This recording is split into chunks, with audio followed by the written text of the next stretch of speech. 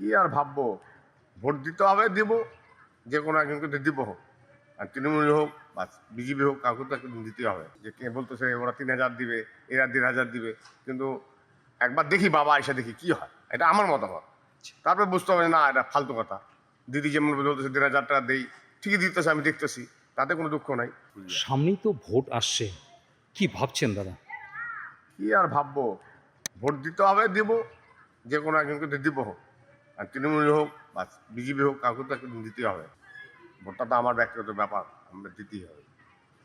এই যে রাজ্যের উন্নয়ন নিয়ে আপনার কি মনে হয় কেন্দ্র বা রাজ্যের সংঘাতের জন্যই উন্নয়ন কম হচ্ছে রাজ্যে? কি মনে এটা হচ্ছে আপনার? এটা ঠিকই, সেন্ট্রালে বাবা আছে, এখানে মা আছে। আমার মতে যদি এখানে বাবা হোক, আমি চাই, তাহলে বুঝতে পারবো কেন্দ্রের ভাবটা কি, যে এখানে আমাদের উন্নতিটা কি হবে। যে কে বলতেছে ওরা 3,000 দিবে, এরা 1,500 দিবে, কিন্তু একবার দেখি বাবা এসে দেখি কি হয়, এটা আমার মতামত। তারপরে বুঝতে হবে না এটা ফালতু কথা। দিদি যেমন বলতেছে 1,500 টাকা দেই, ঠিকই দিতেছে, আমি দেখতেছি, তাতে কোনো দুঃখ নাই, কিন্তু দাদারাও দেখি 3,000 দেয় নাকি, এটা আমারও দেখি, আমার ব্যক্তিগত ব্যাপার।